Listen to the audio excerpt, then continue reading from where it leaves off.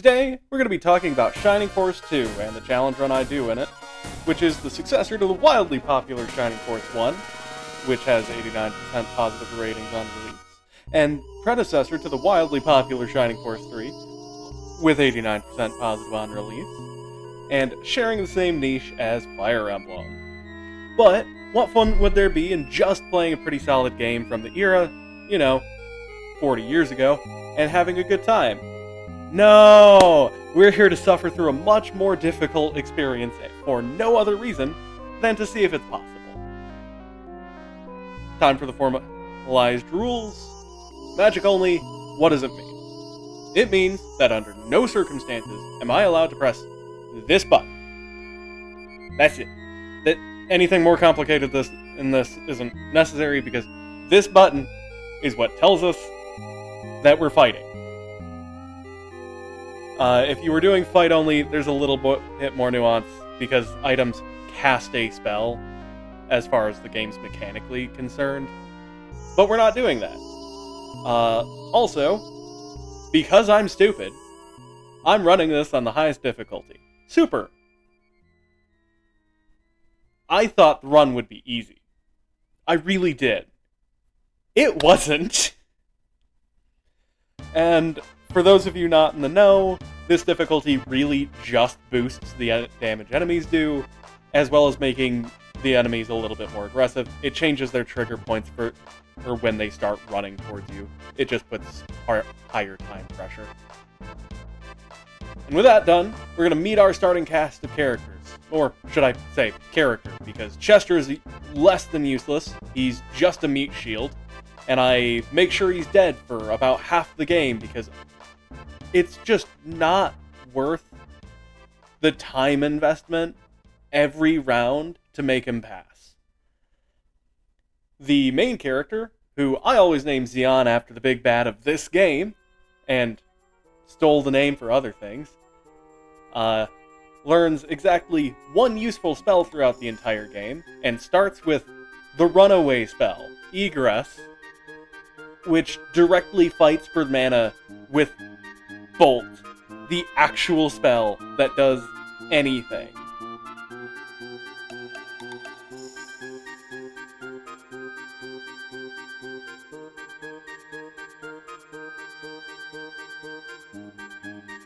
And then there's Serah, a god forced into the flesh of a mortal with a deep-set vow of pacifism, for which we'll be suffering for the entirety of the playthrough.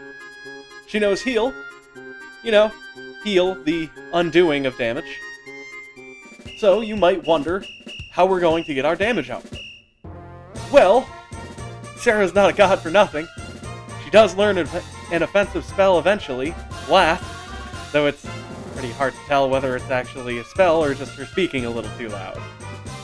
She learns that level 10, and it doesn't even do any meaningful damage until she hits level 25. And since casting always gives 10 XP, 10% of a level, every single cast, and this first fight is going to be the fastest way to level up Serah in the entire game, and running out of mana is a serious issue later. We get to handle this now! I also have to acknowledge the seriously weird way this series handles promotion to second stage for anybody who's not already familiar. You can promote to your second stage jobs at level 20, and you can continue leveling until double that threshold, and then you can't level up anymore. The only reason to get to that double level threshold is because it allows you to keep all of the stats of those 20 additional levels at the lower promotion form without playing into the level cap of the actual game or revival costs. And yeah, it is lower stat growth. Absolutely. And that is worth noting. But we do need the mana, and bonus strength and defense is never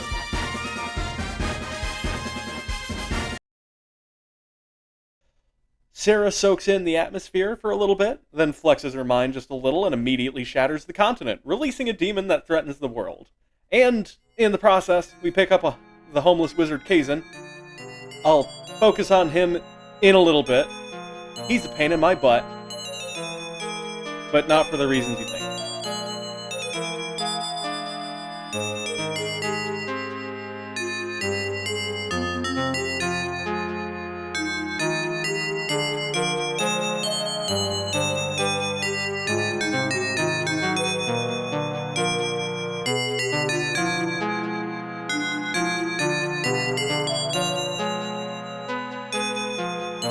As it stands, we land on the new continent and immediately anger the deity of the Phoenix, which is good, because Peter was attacking things without permission, and now he gets to be used as the infinite chicken. And yes, I do mean he's getting eaten. Am I the only one hungry right now? Anyway. Following that, and the saving of the blind mountain orphan, we get to see what is normally a pretty impressive spike in difficulty because of really wonky targeting and triggering, but Sarah just kind of insults it to death, and that's why I didn't really bother showing any of the fights before this, because the only reason any of the parts of the game before this point are actually difficult is because I'm trying to keep Kazin leveled up. Because he's the only other spellcaster you get until the halfway point of the game, and no, I'm not salty, you are. We're gonna get to him. I promise.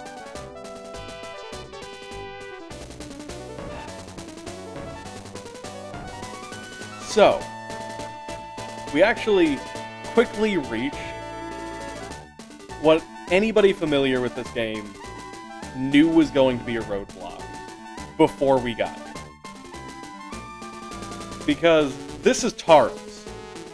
Taros is a jerk. Now, I was told when I was doing the fight-only challenge run that if you hit Taros with the Achilles sword, he becomes vulnerable to spells. I was also told that he's vulnerable to area damage. Unfortunately, as you can see here, he's not. So, my only option at this point is to level up the main character, because in this version of the game at the very least, Taros is only vulnerable to the main character wielding the Achilles sword. And since the main character is currently level 1, and Sarah has been doing everything, along with Kazin, I have to do what everybody hates to do in this game. Ring casting! But you see, I don't actually have the good ring for ring casting yet. I have the power ring, which, when used, casts the attack boost spell on a single target, giving 5% of a level per usage. A 50% chance of cracking the ring right in half, which I used save states to ignore this. Trust me, it's possible without it. It's just way, way, way more tedious. Cannot boost the same character for 3 turns in a row unless you're happy with a 1 XP drop instead, and can only be used once per round cycle. So, I did!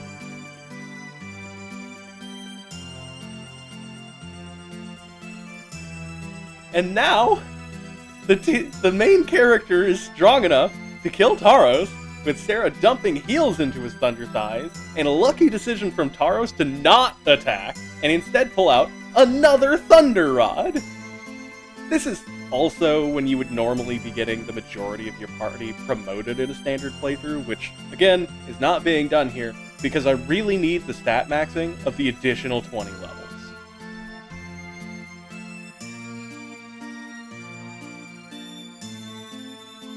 We do quick little bit of particularly strange regicide while we're tiny and rush out of Creed's mansion, finally getting a new party member for the first time this entire playthrough that can actually cast magic. No, Slate doesn't count. Don't ask.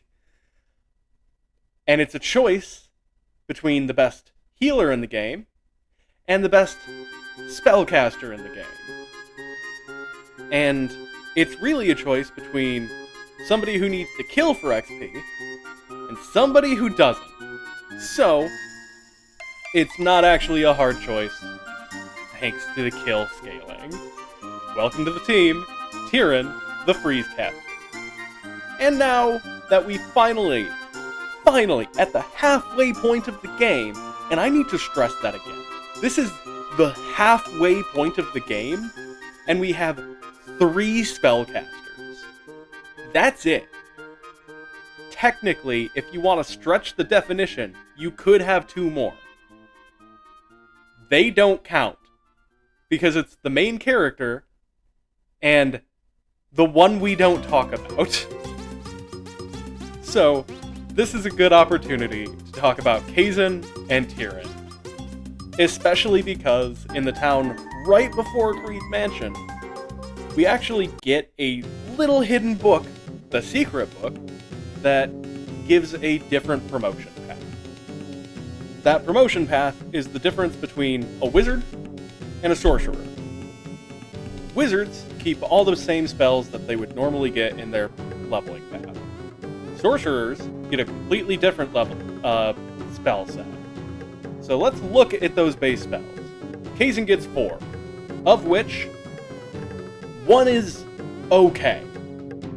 Just okay. That one is Blaze. He starts with it, it's straightforward damage. It's just what you would expect. And it does suffer from the fact that its damage doesn't scale over time, and enemies can just randomly have spell magic resistance. No, there is no way to know this. You just have to memorize your damage range, and if it's significantly below that damage range, they have spell resistance. Potentially just to fire damage, but it could be in general. And again, the only way to check is by just casting your spells and finding out. It sucks. His second spell is D-Soul, which does have a low chance of just killing the target, unless it has literally any magic resistance, or is a boss. And I know these odds are supposed to be about 33 to 40%, but in practice it ends up closer to 10. And if it does whiff, it does literally nothing except take your mana, and puts you out of position, which on this difficulty means Kazan dies in a single hit. Period. So, bad spell. His third spell is Muddle, which is D-Soul, but worse! Because when it hits, which, again, feels like a 10% chance, it does standard confuse mechanics. You know, the enemy choosing to do nothing, hit self or allies, and wander. Except, attacking allies has debuffed accuracy. Because of course it does. Why would you want Muddle to do anything? And Kazan's final spell is Silence. It does silence things. It's fine. There's just so few instances where silencing an enemy is better than just doing damage that I've literally never used this spell. And then there's Tyrion, the best wizard in the game. He is the first new spellcaster we got since the literal tutorial of the game. After the second fight, we got Kazan. And now, over 20 fights into the game, which is also like 5 hours, we have Tyrion, who gets 3 damage dealing spells, Blaze, I've already told you about, Freeze, which is just better Blaze, and Bolt, which is area damage. Significant area. and significant damage. So yeah, he gets good spells. He also gets sleep, which is bad. So bad that I've literally never used it. It has the same issues as Mother. Both of these two have access to that secret hidden promotion class from that book I mentioned, called Sorcerer, which would give them the same spells, and I'd bother listing the names, but it's all kind of the same thing. They do significant damage, literally absurd amounts of damage, and it gets spread out between the targets in the affected area. So if you don't have a lot of targets in that area, it does even more damage. And since, Tyrion has 3 good spells that I use, and Kazan has 1, Kazan is significantly benefited by swapping to the pure damage loadout.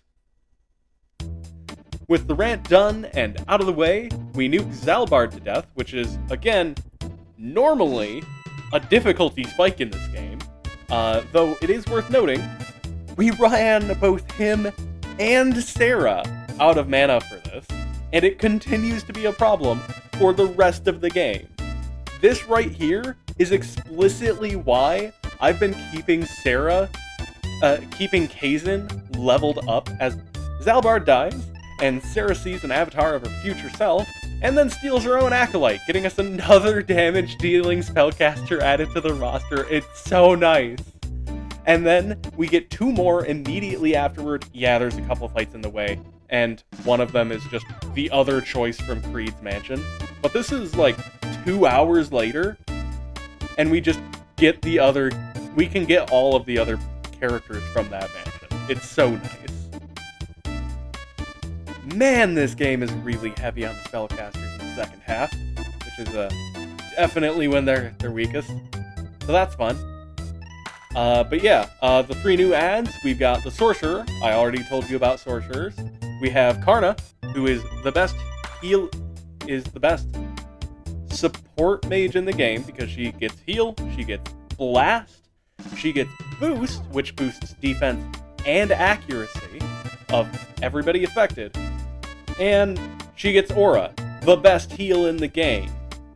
And the third character we got is Freya, who, well, is the best direct healer in the game because he just does not get offensive options. Yeah, you can technically use him to beat people with a stick, but he's clearly meant for healing because he gets attack boost, he gets heal, he gets the best heal in the game, aura, and he gets the boost spell. So, he's the support character. We actually also get to use the main character as a spellcaster now, thanks to the absolutely absurd amount of ring casting I've been doing, which, at least it's better, because I can use the Protect Ring to get 25% of a level per use, so 5 times what the Power Ring was getting me. Does still have that functional 3-turn cooldown, though, and fun fact, it can overflow Sarah's agility so that she never gets another turn again. If I use the ring cast on her while she's already boosted,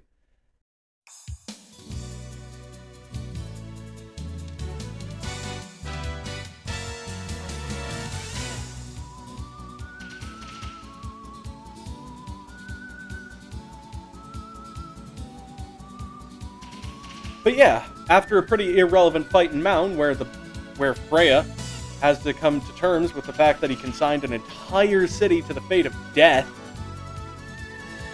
we see what is supposed to be one of the more sympathetic villains of the game, Camilla, who we only beat at all because we get multiple counterattacks with Sarah, which is far and away the greatest source of damage we have, though we do not have control over when this happens.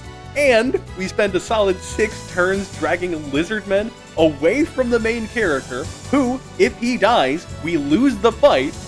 And then that Lizardman also chooses to throw away the win for Camilla by casting Blaze instead of just, hitting me. And we also, at the same time, had to run out the healer's MP that was keeping Camila alive. So yeah, that was one heck of a fight.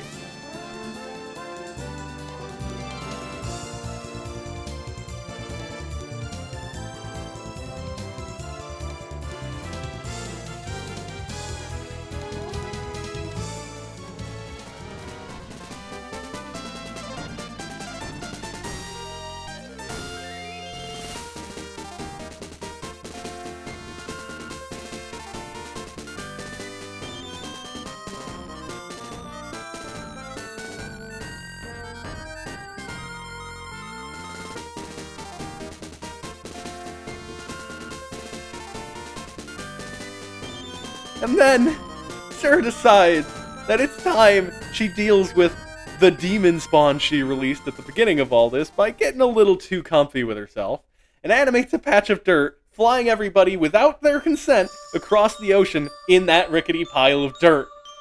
We land, and get an obligatory nude scene with Sheila, which also unlocks the last good character in the game for any playthrough, who just so happens to also be good for this playthrough because she's another healer. Admittedly, she's a monk, which is... actually, Master Monk, which means she's got a boosted counterattack rate, but can't wield staves, which is really unfortunate because we only need one max level goddess in this party, and it would have been much nicer to let her regen mana later. We'll get there. It's fine. And for the sake of pacing, I'm going to skip the next couple fights of the game and jump directly into Vampire Hell. This is, without exaggeration, the single hardest fight in this game, bar none, and it's not close. You may think I'm exaggerating. I am not, and I'm going to walk you through all this terrible, absolutely wretched monstrosity of a fight, and all of the things that make it absolutely terrible. And then also the things that make it hard for this run specifically. So first off is the terrain. This one sucks no matter what you do. You start in heavy terrain, which cripples your ability to move, and in a normal playthrough, you either solve this problem by using flyers pretty heavily, which sucks because they have no defense, or you use a bunch of cavalry and get them to the meadow because they don't suffer a penalty. And we don't get that benefit because everybody is moving a maximum of 2 tiles except for the 2 characters that eat running pimentos, which we still haven't eaten one because there's a glitch where the boost doesn't carry over between promotion, which sucks eggs. I wish it did. Because promoting sets your move to a set value because they didn't think to check that crap. Second is all the status effects in this fight. It is absolutely riddled to the brim, top to bottom, with enemies that silence you, which is annoying in a standard playthrough and downright crippling in a playthrough where the primary way to do damage is spells that silence prevents you from using. Also, the mists cast Muddle, which is useless, even for them, but can just barely do enough damage to cripple my plans. You know what? I'm gonna play the Muddle clips while I continue, just to show how little it hits. And it's really frustrating. And third, the boss of this fight has the ability D-Soul attached to his friggin' weapon. So not only does it not use mana, but we literally cannot outlast him with our God Queen Sarah, who will absolutely run out of mana if we had tried to rely on her alone. She was running out back as Elbard. That problem has only gotten worse. The health bars have in fact gone up since then, and the boss is surrounded by healers, and he gets 2 actions per round. So he's got a ton of damage, and he can just randomly delete characters. Also, the AI knows in advance whether or not D-Soul is going to hit, and will not use it if it's going to miss. It doesn't do that check for Muddle, it does do that check for Diesel. And fourth, the last one I'm going to bring up about this fight, because there's tons of niggling little issues throughout the fight, specifically relating to positioning and all that. We are running out of money, literally running out of money, for reviving our characters. Yeah, I didn't expect this either. It's literally never been an issue I've ever had in this game, at any point. I've barely ever had an issue with having the money to buy the weapons I need at any point, on top of reviving whenever I need it. And not only that, but immediately after this fight, we're going to need a Scrooge McDuck amount of money for the ultimate weapon digging we have to do immediately after. Which, oh yeah, that's right. Right after this fight, you can even see the town on the friggin' battle map. We actually need to use all the mithril we've been collecting in our web novel version of this run to save scum, to get stabs that solve literally all of our problems with mana for the rest of the game with just passive mana regen.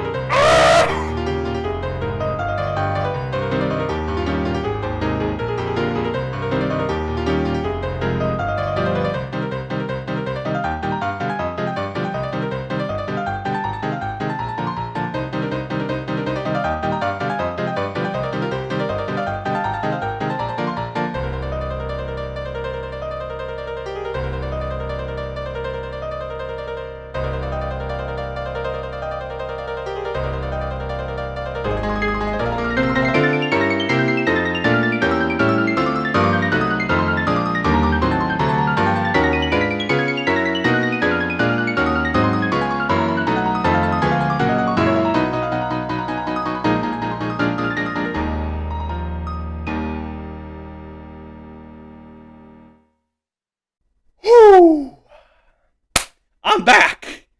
And it's time! We got a boatload of levels in that absolute slog of a montage. You might have even noticed that sometimes they didn't die at a single hit. And we have promoted both Tyrion and Kazin. Freya, Sheila, and Karna are all doing the tank maneuver. And Freya even learned the literal best heal spell in the game, Aura 4, which full heals every allied character on the map, regardless of distance. And we've made it past the hardest part of the fight. The beginning. Yeah, that was all the beginning of the fight, which takes half an hour to get through. Those were 30-minute recycles. So, we get in close to the Red Baron and draw out as many of his retainers as we can, slaughtering them where they stand, and then diving the boss. At this point, we are ignoring the healer because we're already on a timer and it's a pure damage race. The healer cannot keep up with the damage even just 2 spellcasters can do. So, we stack heavy damage on the vampire and he kills 2 of us per turn. He casts Diesel, and for some reason he chooses Kazin, so we absolutely do not have to worry. We win. That Diesel was only shot the Baron had, and he chose to use it on Kazin, who was out of mana and doing less damage than anybody else in the area. We blast the bastard, and then we get to the post-battle sequence. Hi, Lemon! You're going to be turned into a self-reconstituting meat slurry, thrown into battle time and time again for your bones to be shattered at the hands of your previous allies, and you will be charred and turned to ash, only to revive of your own volition and do it again later. We won! Woo! Woo! Okay. Sorry. Little aggressive there. Anyway, we're going to take a moment to catch our bearings. We go to Galam, magically inuring ourselves against the earth shattering from the merest whisper of Sarah's true power, and sell off everything in an attempt to get enough money for our relic weapons. We are digging for the mystery staff, which has a 1 out of 32 chance, and we need 2 of them out of the stockpile of 12 mithril in the game, which are all found in hidden locations throughout it, most of which can only be found by interacting with seemingly random walls, and 1 is permanently missable at the beginning of the game, and also, every single one of these relic weapons take a hefty amount of money for the smith to make it. Oh yeah.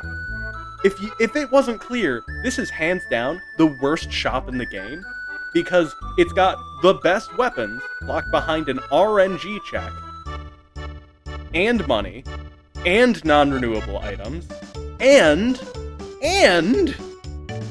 you have to choose what character you are building the weapon for before you know what you're going to get, and on top of that, you have to leave the entire town and re-enter to even see what you get. And half the weapons this guy makes are just flat out worse than anything else you could get at this point.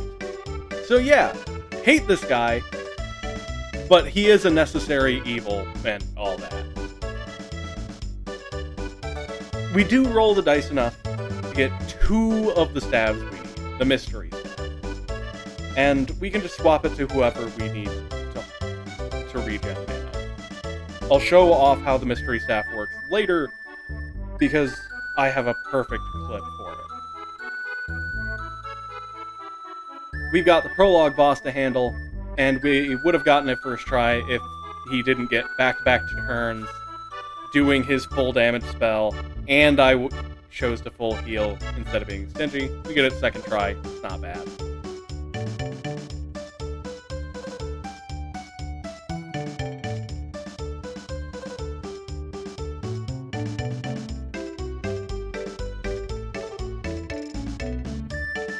We get to go and get the final 2 recruitable characters of this game.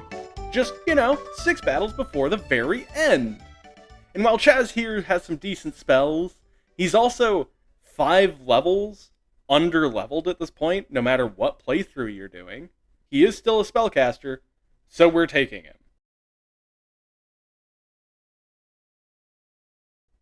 Hey there, reconstituted Patty! You want to come with me and be 11?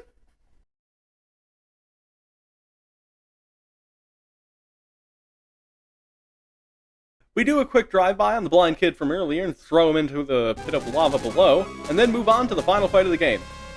What's that? What about the future king? He's been the subject of regicide, thanks to Sarah being a little blowhard. Stop paying attention. Not important.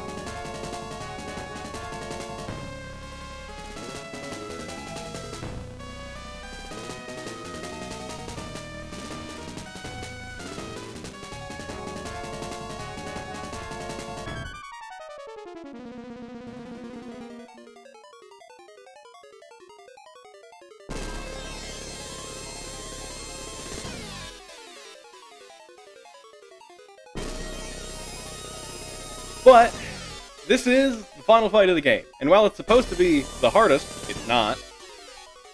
We actually have all of the tools to trivialize. And despite Astral saying we can't run, we just immediately egress, revive from the fight that happens immediately before this, and then get through the hardest part of this fight, the beginning of it, which is ironic, because that's the hardest part of most of the fights in the game. And it's only difficult, in this case, because we're surrounded. And, funnily enough, when you are built to glass cannon everything to death, things die pretty quick. Especially now that we have the insane clear speed of an actual army.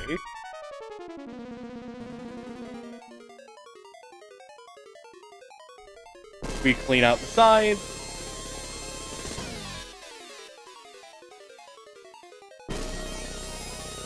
We actually get to see something I have never once ever seen at any point in this entire game. In all of the years I've been playing. We run the healer out of mana, and then it uses its item to cast Aura 4, which does a full heal on the entire army. And it does it twice because it has 2 of the item. It doesn't change anything. I didn't know it could do that. And the only time I've seen it used is when I've used it after that specific enemy drops it. Anyway, I promised a showcase of the mystery staff in action, and here it is. Inglorious, tedious, round by round, 2 MP restoring action that I do for a solid 10 minutes, refilling all the mana. It does mean that I get to be back in top condition for anybody who can equip that staff, which actually excludes Sheila and the main character, but it's fine, we don't need that much damage maxing.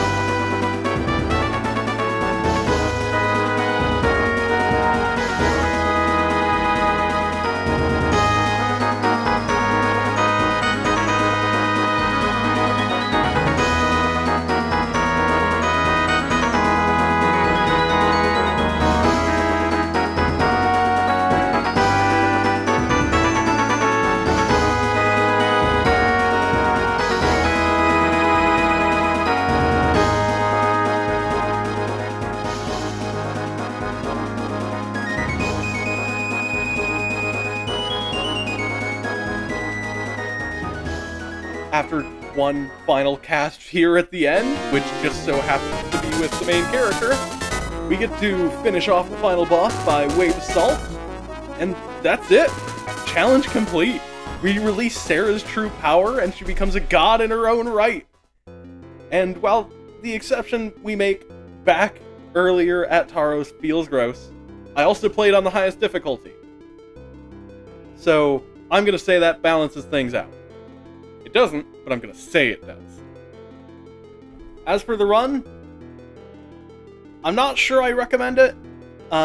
It's kind of nice. It wasn't bad, and the only frustrating parts of the game are really just the boost were from the boosted enemy damage and the long grind that marks the beginning of the game, and the Taros fight. I do really love this game, though, and while it has not aged the best, most of that aging is just from the bad play speed and a mediocre story. And there's a lot of mechanics in this game that are just flat out bad. For example, Kiwi here. I never brought him up in this run because he's not a spellcaster. He is a bad character because spells ignore his physical defense. But hey, you can't really reason with nostalgia.